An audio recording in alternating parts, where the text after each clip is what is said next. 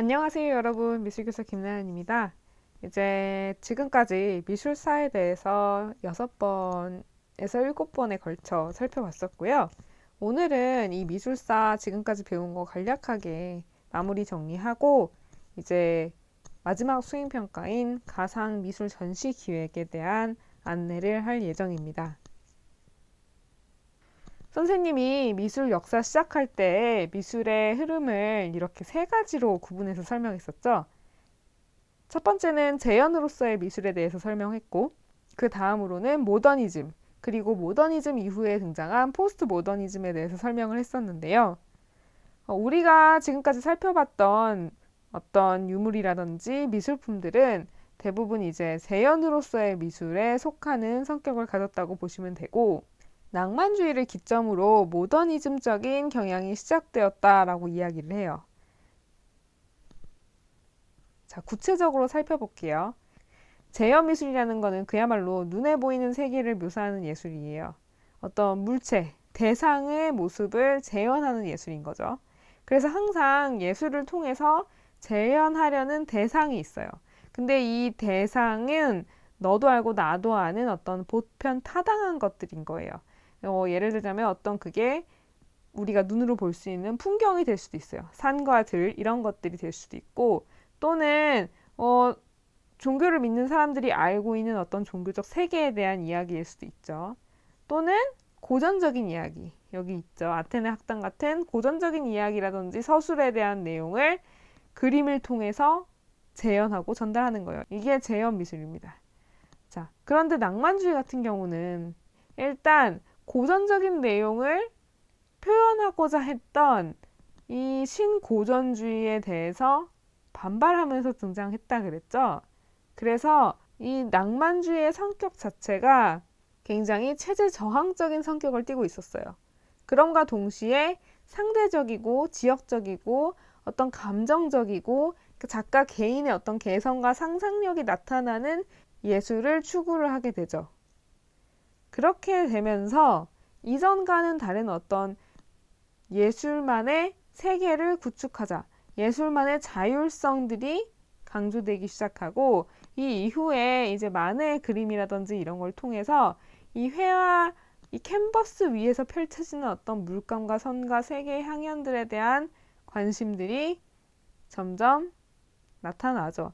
그래서 여기 전에 선생님이 비교해 놨었죠. 이전에 재현미술 같은 경우는 일단 표현하고자 하는 대상이 있었고 그리고 인체 해부학이라든지 명암 표현 이런 규범과 규칙들이 있었고 그거를 사람들한테 전달하는 재현해내는 역할을 했다고요. 그런데 모더니즘은 어떻게 됐다? 네. 예술가의 개성이 드러나는 그들만의 어떤 자유로운 사고와 사유들이 그림을 통해서 나타나게 되고 또 이전과는 다른 새로운 의미나 새로운 표현들에 대해서 초점을 맞추게 돼요.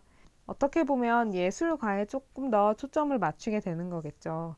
자, 이런 모더니즘 미술에 대해서 좀 더 설명을 했었으면 좋았을 텐데 우리 진도가 어쩔 수 없이 낭만주의까지 나갔는데 그래도 낭만주의까지 나가서 다행이에요. 모더니즘의 시작을 알리는 그런 시발점에 대한 이야기는 하고 지나갈 수 있어서 다행이었습니다. 네, 이렇게 하고 포스트 모더니즘은 혹시 우리 나중에 다룰 수 있는 시간이 있다면 다루도록 하고 자 이제 우리 수업의 진행에 남은 수업 진행에 대해서 설명을 할게요. 우리 이렇게 해서 미술사 살펴봤었고 이제 스텝 3 가상 전시 기획 마지막 수행평가 들어가야 하는데 원래는 구글 아트 앤 컬처 계정을 통해서 갤러리 기능으로 사용을 하려고 했는데 시간이 많이 촉박해졌죠. 이 방법을 설명하고 또 여러분들이랑 이야기를 하려면 시간이 좀 오래 걸릴 것 같아서 간단하게 활동지로 교체해서 진행할 예정이에요. 자, 그러면 활동지로 전시 기획하기 전에 잠깐 전시 기획의 의미에 대해서 살펴보자면요. 전시란 관람객과 전시 대상물 사이에 새로운 소통 체계를 구축해서 의무의 공유를 유발시키는 중지적 행위예요. 이게 무슨 말이냐? 관람객과 전시 대상물 사이의 새로운 소통 체계. 예를 들자면 지금 배경으로 보이는 저 돌 조각상들 있죠. 우리나라에 있던 옛날 어떤 돌 조각들인데 만약 저 전시 대상물이 풀숲에 있었다면 그것이 어떻게 받아들여졌을까요? 지금 이렇게 전시 대상물로서 전시관에 다른 것들과 함께 배치되게 됨에 따라 나는 그렇게 풀숲에서 봤던 돌 조각과는 다른 의미로서 그 대상물을 받아들이게 되겠죠. 네. 여기서의 이 새로운 소통 체계라는 거는 그야말로 전시되어 있는 것 자체를 얘기를 하는 거겠죠. 그렇잖아요. 우리가 어떤 뭐 집에서 쓰던 어떤 골동품들도 그냥 집에서 볼 때는 골동품인데 이게 박물관이나 미술관에서 어떤 특정 의도나 기획을 가지고 배치돼서 전시가 되게 되면 완전히 다른 방식으로 우리에게 그 대상물이 다가오는 거죠. 그렇게 됨에 따라서 어때요? 우리는 그 대상물의 어떤 새로운 일면들에 대해서 알 수가 있죠. 그것이 이제 의미의 공유를 유발시킨다는 거예요.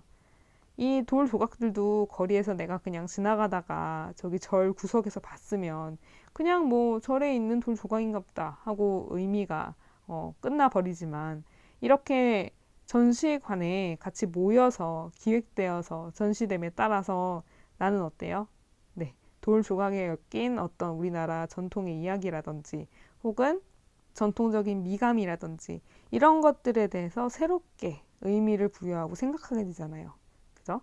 이런 것들을 해주는 게 전시 기획이라는 이야기예요. 자, 고전적인 박물관의 전시는 이런 왼쪽 같이 여러분들이 많이 봤겠죠. 유물이나 미술 작품을 일방적으로 걸어놓고 그것을 이렇게 공개하는 의미가 강했던 데 반해서 현대에는 조금 적극적으로 관람객의 수요나 요구나 기호를 파악해서 이를 기획에 반영하는 상호소통적인 행위로 바뀌고 있어요. 그래서 국립현대미술관 같은 경우는 굉장히 이제 다양한 시도들을 하고 있는데 전시와 관련된 어떤 행사들을 진행을 하기도 하고 최근에는 이런 식으로 제가 정말 좋아하는 MMC 국립현대미술관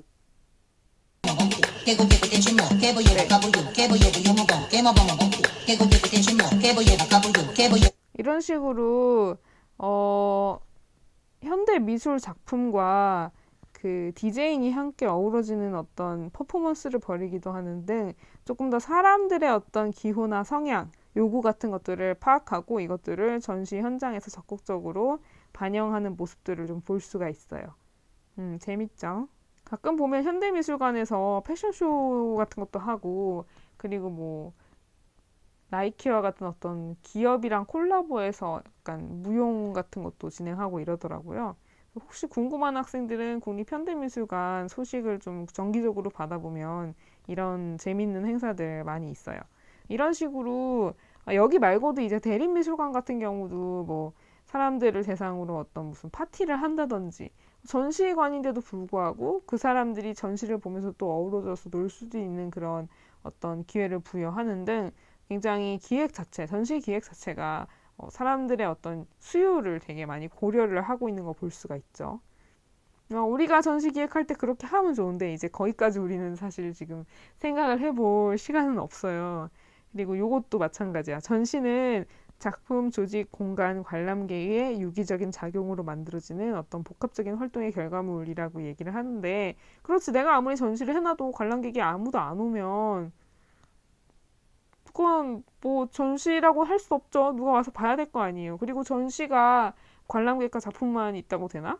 그거를 조직해서 이제 홍보하고 설명해주는 조직도 필요하고, 그리고 그 작품이 어떤 공간 내에서 배치되고 어떻게 선보여지느냐에 대한 공간적인 요소도 굉장히 중요하죠. 이런 다양한 요소들을 고려를 해야 되지만 우리는 여기서 이제 조직이랑 공간 쏙쏙 빼고 작품이랑 관람객 이 두 가지에만 조금 초점을 둬서 가상 전시를 기획을 할 거예요. 이것도 뭐 전시 기획 계획은 뭐 이렇게 해야 된다라고 얘기를 하지만 우리는 네, 이렇게 하진 않을 겁니다. 그래서 이 수행평가, 전시 기획 수행평가는 어떤 식으로 이루어지냐면요. 여러분들이 이제 다음 주에 등교하잖아요. 등교해서 2시간이 있어요. 이 2시간 동안 우리는 도서관에 갈 거예요. 네, 미술실 바로 위층 도서관에 가셔서 여러분들 가지고 와야 되는 게 스마트 기기입니다. 네, 왜냐하면 여러분들이 워드를 작성해야 되기 때문이에요. 네. 이런 식으로 선생님이 활동지를 여러분들 패들렛에다가 업로드를 해 놓을 거예요. 도전 전시 기획하기 이렇게 해서. 그래서 여러분들이 이제 도서관에서 그때 올라오는 이 패들렛 파일을 확인을 하시고 이 패들렛 파일을 다운받아서 여기에다가 이제 수행평가 활동지를 작성을 하게 됩니다. 그렇기 때문에 여러분 꼭 디지털로 뭔가 작성할 수 있는 태블릿이라든지 휴대폰이라든지 혹은 뭐가 있을까요? 네, 컴퓨터 이런 것, 노트북 이런 것들을 가지고 오셔야 돼요. 선생님, 저는 도저히 안 되겠습니다. 선생님, 저는 정말 전자기기가 지금 상황이 안 좋아서 지금 네, 병원 보냈어요. 근데 전자기기 수리 보냈어요. 없어요. 혹은 이런 학생들은 어떤 식으로 해야 되냐면 일단 네, 요 활동지 설명하면서 그냥 같이 설명할게요. 자, 이걸 다운 받으셔서 이제 여러분들이 작성을 하기 시작하는데요. 우선 오른쪽 위에 학번 이름 작성해주고 작성 시 유의사항 한번 봐주세요. 그리고 이제 본격적인 작성을 1번부터 시작을 하는데 전시 대상 선정이란 말이 있죠. 네, 여기서 여러분들이 전시를 누구를 위해서 기획할 것인가에 대한 대상을 선정을 합니다. 연령층으로 선정을 해도 되고 또는 특징적인 집단을 여러분들이 임의로 잡으셔서 전시 대상 선정해도 돼요. 여기 예시 있으니까 한번 읽어보고요. 그 다음에는 전시에 활용할 작품을 이제 선정하게 되는데 이 총 3가지 작품을 선정하게 될 거예요. 이 3가지 중에서 한 가지 여기 적혀 있죠. 미술품 1. 요거는 반드시 수업 중 다뤘던 미술품 중 하나로 선택을 해줘야 됩니다. 우리 그래도 수업에서 배웠던 걸 좀 활용을 해야겠죠. 작품 선택한 뒤에는 혹은 유물 선택한 뒤에는 위에다가 제목 혹은 유물명, 작가, 제작자 이렇게 적어줘야 되고요. 혹시 뭐 로마식이라든지 이런 식이 과거 중세시기 유물 이런 것들은 제작자가 미상이잖아요. 그럼 미상이라고 적어주면 돼요. 그리고 제작 시기 적어주고 특징. 이 미술품 1번 같은 경우는 그 우리 수업 시간에 다뤘던 작품을 선정을 하는 거잖아요. 그래서 수업 중에 다뤘던 내용을 중심으로 미술품의 어떤 특징에 대해서 서술을 해주면 됩니다. 이렇게 해서 미술품에 대한 정보를 작성을 하고요. 하단에 이미지 파일 삽입하는 데다가 이제 이미지 파일을 삽입해서 넣으면 돼요. 여기 옆에 미술품 2나 미술품 3도 마찬가지로 작성을 해주면 되고요. 이 이미지 파일 삽입 때문에 선생님이 이제 스마트 기기나 랩톱이나 이런 것들 가져오라고 하는 거거든요. 이게 지금 파일을 삽입해야 되기 때문에 여러분들이 출력본으로 작업을 하게 되면 사실 선생님이 하나하나 찾아볼 수가 없잖아요. 그래서 그런 건데 혹시라도 선생님 저는 디지털 기기 도저히 마련을 하기가 지금 상황에서 조금 힘들어요 이런 학생 있으면 출력본도 주긴 할 거예요. 주긴 할 거지만 그래도 여기에 들어가게 되는 이미지 파일들은 여러분들 여기 뒤에 보면 개인 패들렛 있죠. 네, 여기 패들렛에다가 업로드를 해줘야 돼요. 네, 뭐 작품 1 사진, 작품 2 사진, 작품 3 사진 이런 식으로요. 그렇게라도 해줘야 이제 선생님이 좀 볼 수 있겠죠. 자, 그렇게 한 다음에는 전시 기획 의도 및 작품 선정 이유에 대해서 마지막으로 작성을 하게 되는데요. 선생님이 이거는 좀 여러분들 좀 감이 안 잡힐까봐 예를 구체적으로 써놨어요. 전시를 기획한 의도는 무엇이며 이를 위해 작품들을 왜 선택했나요? 이렇게 질문하고 있는데 전시 기획 의도를 선정한 작품의 특징들과 함께 설명을 해주면 돼요.